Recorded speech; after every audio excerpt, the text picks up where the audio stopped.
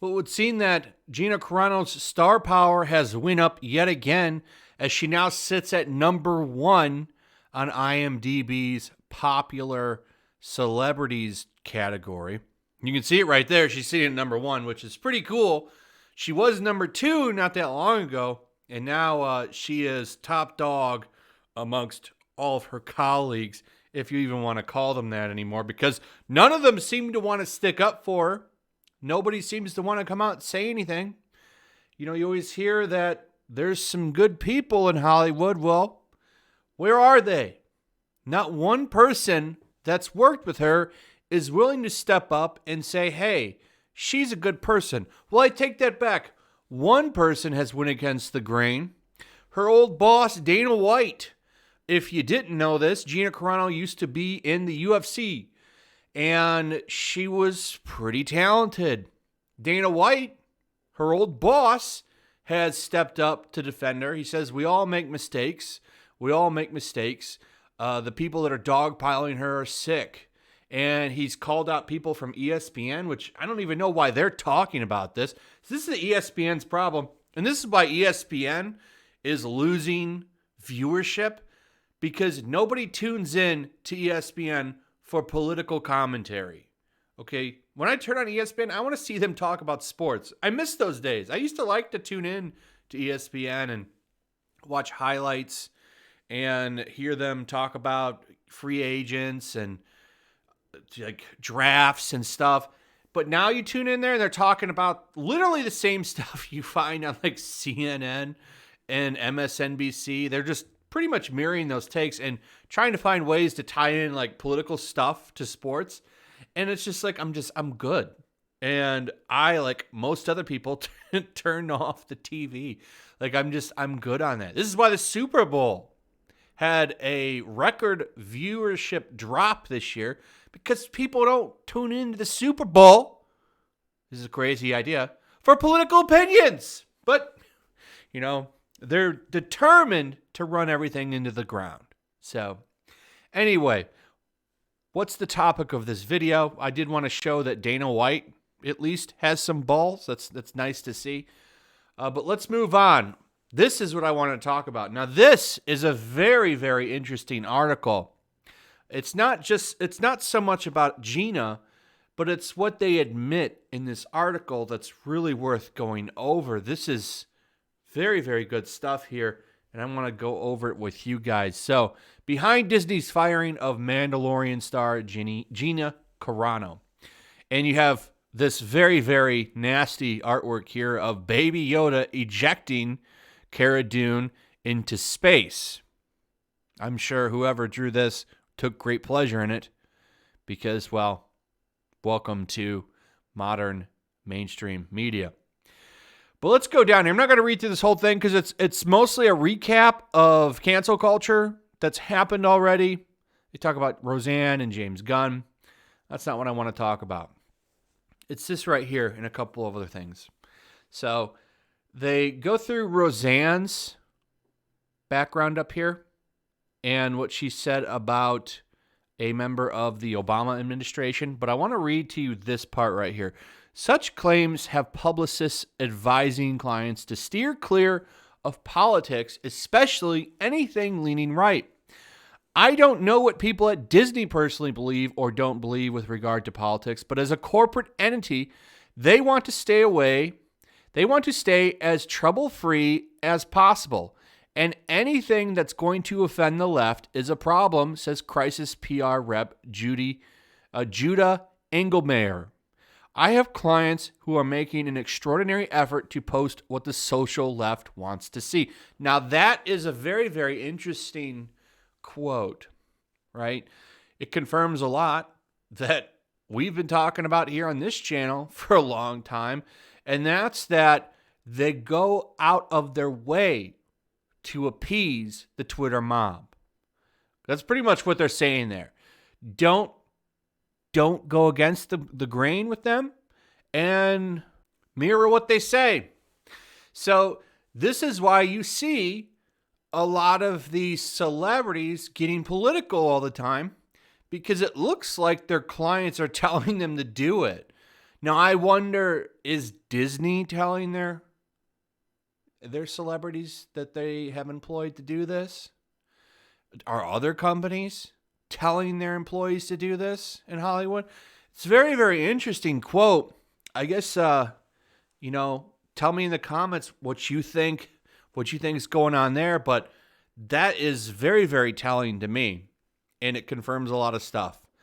There's more. We actually have information here from Lucasfilm sources, a little bit more information. Jon Favreau is cleared of any wrongdoing if we go by what this has to say. The decision to banish Carano from the Disney kingdom went higher than Mandalorian creator Jon Favreau and was made by Lucasfilm executives. Carano sources say had repeatedly been warned by those around her about her social media behavior, and the actress even noting publicly in September that her Mandalorian co-star Pedro Pascal educated her about the use of pronouns after a social media flare-up. She knew she was going to alarm people, says one person in her orbit of her recent post. Why would you put Favreau in that position? Carano's ouster had a domino effect, with Hasbro ending production on its popular Cara Dune action figures. Hasbro says there are no current plans to create more Dune products. Amazon appears to have pulled most of its Cara Dune toy merchandise. When asked why, an Amazon rep declined to further comment. Meanwhile, the Dune action figures are seeing brisk sales on eBay at prices well above the original list prices. And then we have conflicting statements here. Expect that the character will be recast down the road for both story and merchandising reasons. A source at Lucasfilm says that a recasting is not expected. Then they update at the end here, saying that the source said that they are not expected to recast and that she is not a part of the December 10th presentation, which we already know. The key thing there is, though, they're not going to recast her, which I'm surprised, actually, that they're not going to do that. I don't want to see the character recast either, but the merchandise sells. Maybe they recognized that it was Gina Carano that was selling that merchandise, more so than the character. So, a lot to unpack here. The one thing I actually bought a vintage Cara Dune figure off of Amazon. Oh boy, paid $100 something bucks for that, but I had to have one. I really want one. That's the one I like the most. I don't really like the Black Series packaging. I don't plan to take it out, and so I just picked it up and I'll just hang it on the wall or something in the box. It'll look cool. So, right. So Jon Favreau exempted, went above his head, right? Big stuff there. So that's good to know. There was two conflicting things there. People were saying that he was furious from the post that she made and okayed the firing.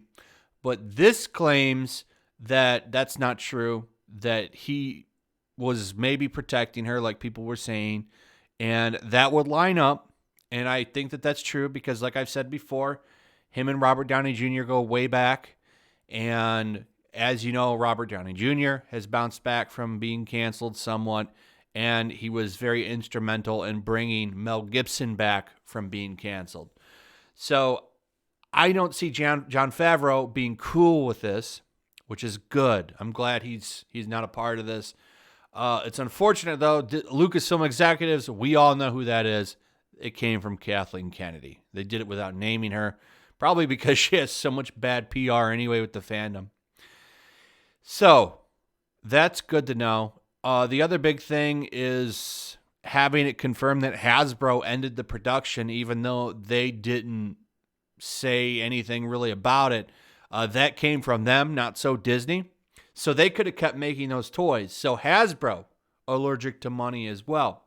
I'm glad that I'd rather pay an exorbitant amount of money for that Carano figure than to give them any money. This will be like the first Star Wars toy I've probably bought in 20 years. But, I really want that figure. So, at least I line some dude's pockets and not Hasbro. I'll never give them another dime again. And it's a shame because their Power Ranger stuff that they have coming out is pretty cool. But I won't be giving them any money. So the other big thing, they're not going to recast, but there was a lot in here. There's even more right here. One manager who has outspoken clients and has dealt with elements of cancel culture is advising vocal clients to cool it down politically, says the manager. If you're too far on both sides, it hurts you. Well, that's conflicting because you're not allowed to go on the right side, only the left side, apparently, which is confirmed in this article. A lot of good stuff in here. This is a very, very telling article.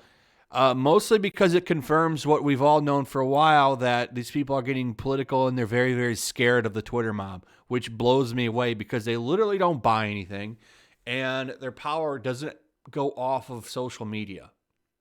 All right. It's just a bunch of losers that sit around with no family, no friends, because they've canceled their own family, right? They don't want to see their own family. We see this all the time when Christmas comes around, people posting about how their family disgusts them. And then they can't have friends either because they're always stabbing their friends in the back. These people are literally the loneliest people in the world. That's backed up by a lot of... They're very big narcissists and they're very lonely. It's backed up by social sciences. So, yeah, a lot to talk about there. What are your thoughts on all this? I'd like to hear from you guys in the comments. Also, if you would, please like, subscribe, and share the video. Make sure you're still subscribed. Hit that notification bell, and I'll see you guys on the next one. Peace. Also, if you want to help support the channel, check out my Teespring store. There's a link in the description. You can find some merchandise in there that you might want to check out.